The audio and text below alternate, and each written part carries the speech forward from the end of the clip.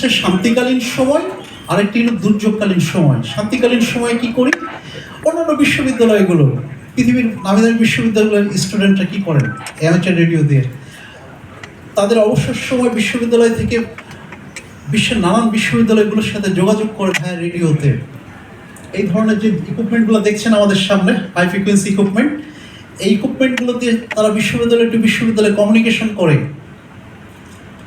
তারা সারা বিশ্বের সাথে যোগাযোগ করছে।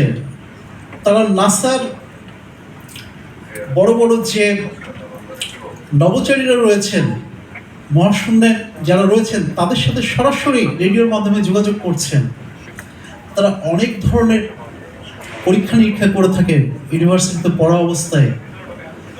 ওদের অনেক কিছু করার রয়েছে, পাশাপাশি তাদের নিজস্ব গবেষণা রয়েছে।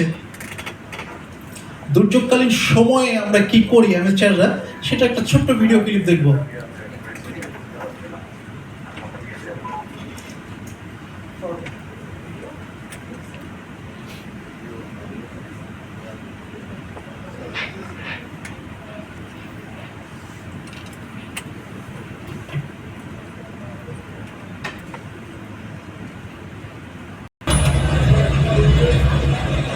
কোনো পূর্বাভাস